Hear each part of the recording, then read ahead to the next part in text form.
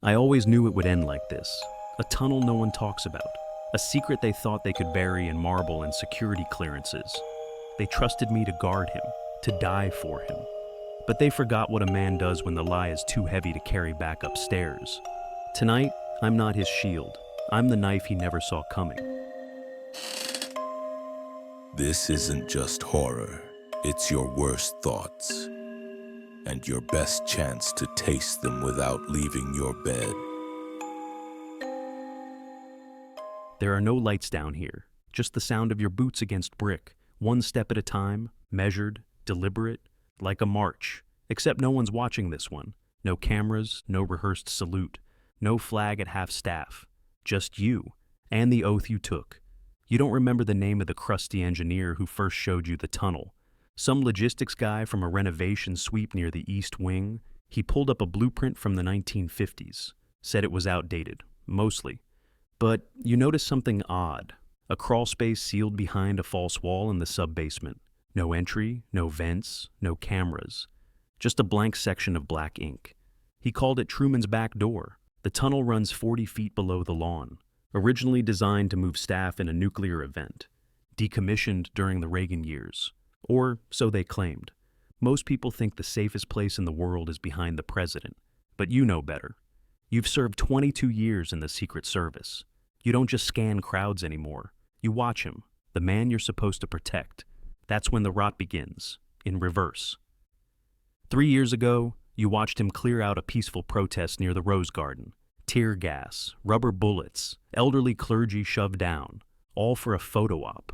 Holding a Bible upside down in front of a boarded church. You stood behind him, sunglasses on, earpiece inch, dead face. You watched a girl, no older than your daughter, get dragged away by men in unmarked gear. You did nothing. That night, you sat in your car for 3 hours before going home. Told your wife it was a long debrief. She knew you were lying. She's always known. You're halfway through the tunnel now. The air is cooler, smells like rust, mold, and time. In your pack, gloves, a 3D printed firing pin, ceramic barrel, no cereals, no forensics. 11 months of building the perfect failure. Because that's what this is, your failure. You failed when the lies began, when he mocked the dead, when he laughed off rape accusations. Knowing exactly what it would ignite. And now you're here. Not because you're brave, not because you're just, but because you can't carry another year of silence. The first time you thought about killing him was outside the Roosevelt Room.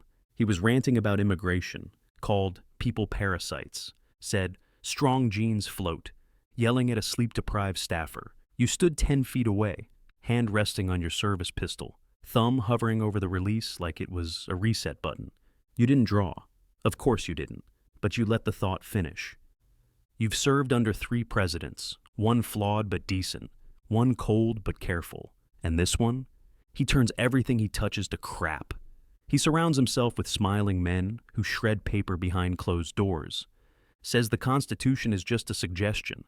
Waves a flag he's never bled for. Your wife once asked you, "Are you still proud of what you do?" She asked it soft, like she didn't want to break you. You had no answer. Because how do you speak of purpose? When the uniform still fits, but the meaning doesn't? She never asked again. But you know she's been waiting for you to quit. She doesn't know how right she was. You found the tunnel by accident. Old schematics, unregistered Truman-era access. You told yourself it was for security, but you already knew. This tunnel wasn't about protection.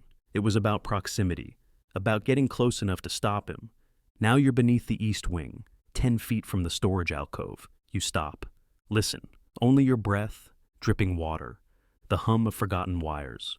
You open the hatch, duck inside, cold air, cracked shelves, dusty linens. A decommissioned flag, still folded. Above you, 72 steps. 3 guards. None trained like you, 1 opportunity, 48 seconds. You sit, back against the wall, weapon across your lap. This is the moment no one prepares you for. Not adrenaline, not rage, just silence. A pressure building behind your ribs. You think of the letter, encrypted drive beneath the oak tree. You told your wife the truth, told her you loved her, told her not to forgive you. You told your son that heroes don't always wear the right uniform. One shot, Everything changes. No sirens, no panic. Just a silence where the lies used to be. And yet, you see what comes after.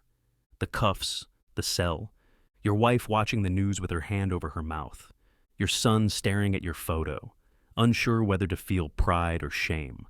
They'll call you a patriot or a traitor. Both will be wrong. You're not here for glory. You're here because you waited too long to act any other way. He crossed the line, erased it. And maybe the only way to redraw it is with blood. But now, your hand hovers at the threshold. Your breath tightens.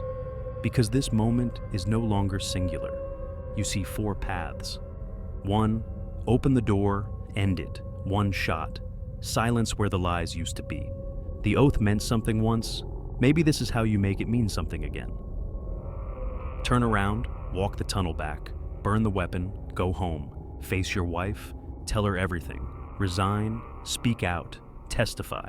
Let the truth fall where it may. Even if no one listens. 3, wait.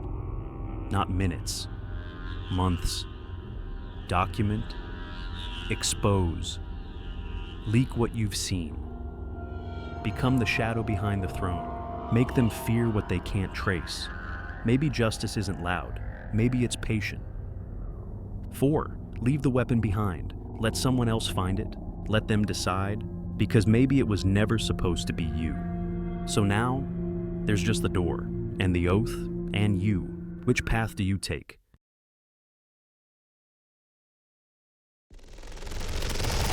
New nightmares. Every week. Subscribe if you want to know what happens next.